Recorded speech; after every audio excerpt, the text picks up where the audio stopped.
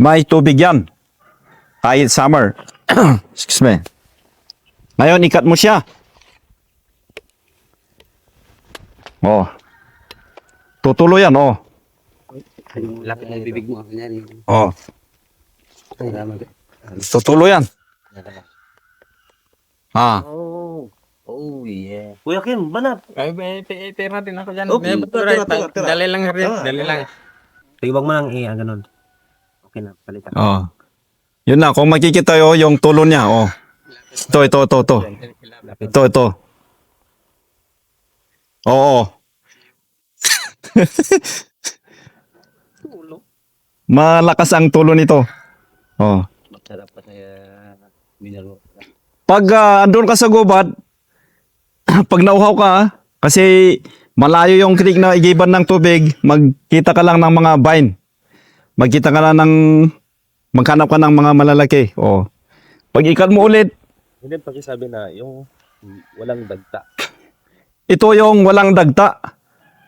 Kasi yung mga ibang vine, may dagta yan.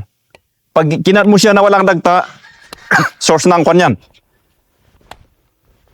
Oh.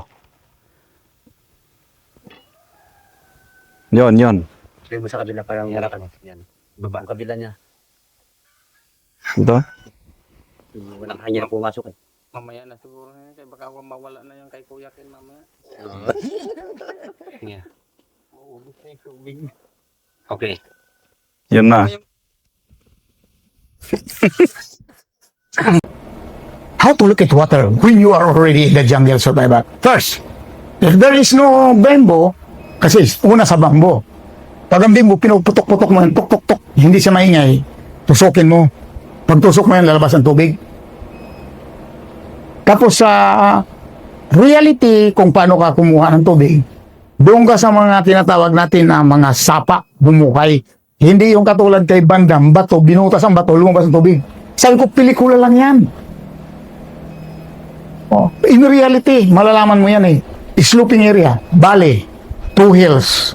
Sa gitna po yun, pwede kang humanap ng tubig doon. Dahil naman, kung hirap na hirap ka, pag nandun ka sa taas ng bundok, makakita ka ng ratan or iratan, putulin mo lang yan. After a minute, tutulo na yan. Makakapuno ka na ngayon ng content water mo. Di mo ba alam yan na si